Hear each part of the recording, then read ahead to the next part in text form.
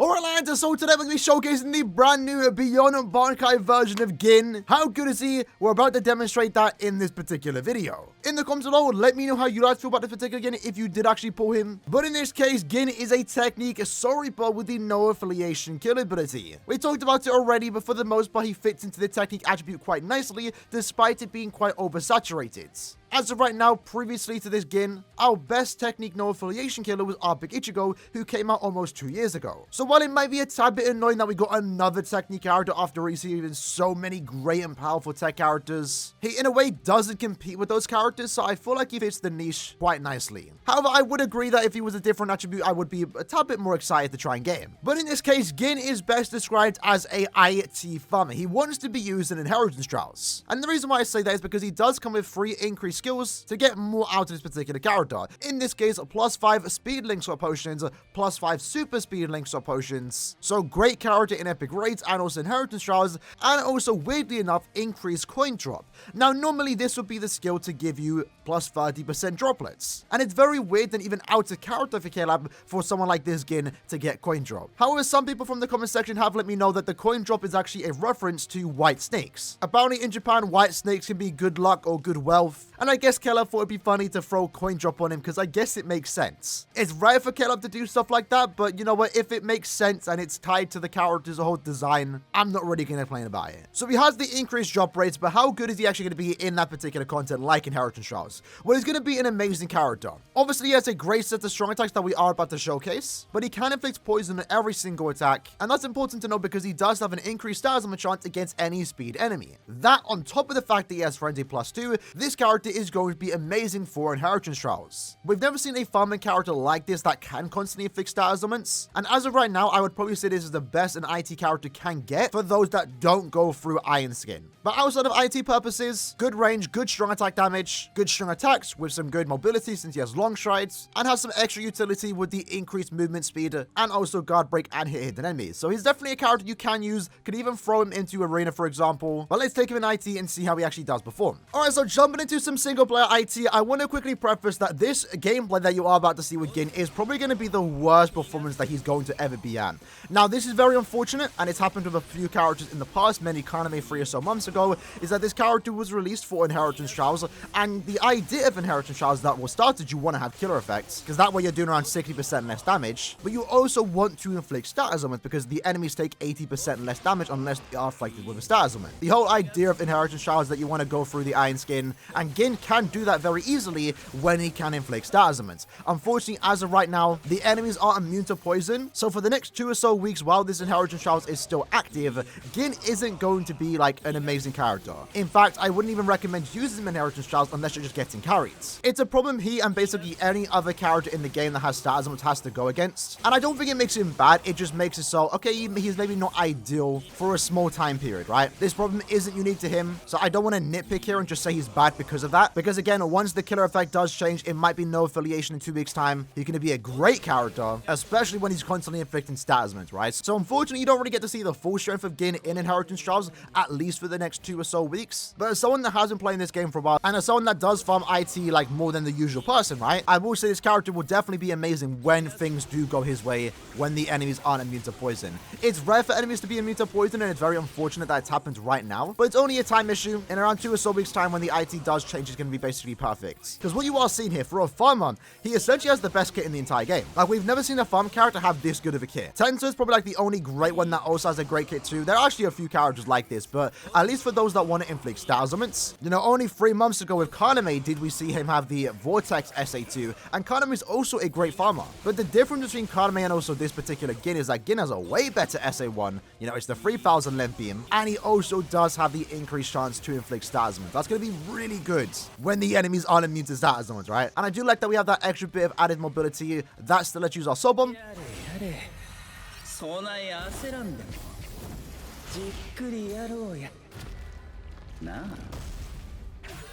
Really cool soul bomb. I'm down for it. In that case, a 1 minute and 16 second collect time.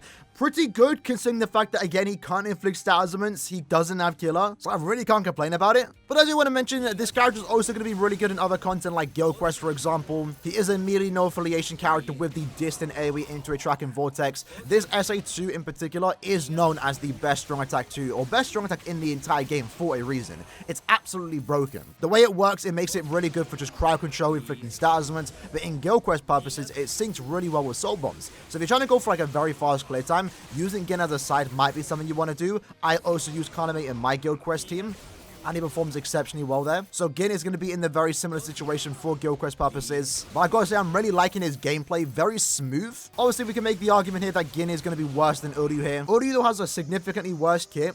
Does have the advantage of having the fact that he can go through Iron Skin. But gameplay-wise, just Gin feels super smooth here. Because for the most part, Gin can get in and out of combat super easy with the long stride. I really do like that aspect of the character. The extra mobility with the strong attacks he has, it just flows together really well. I think it's going to be quite hard for you to get hit with this character, especially in co-op IT. Like if a boss spawns in, you can just flash step away from the boss and be safe. But even then, that SA2 is going to deal some ridiculous damage against the bosses. And this character's damage output isn't anything too bad. Frenzy plus 2 is actually still relatively well. Like, I know we've had some crazy characters come out in the last couple of so weeks, you know, namely Quincy Ichigo, for example. But Quincy Ichigo don't increase your drop rate, at least for links or potions, right? So Gin having Frenzy plus 2 is actually not too bad, especially when you inflict status ailments. That's where he's going to get majority of his damage output from, because at that point you then do 40% more damage with bonus abilities. You can give him additional 20% more damage to poison enemies, and that's almost going to ensure that you actually do a lot of damage against the boss. And because he has long stride, a lot of times I would personally give a character long stride as a bonus ability. You don't need to do that for Gin, so you can give him full stamina damage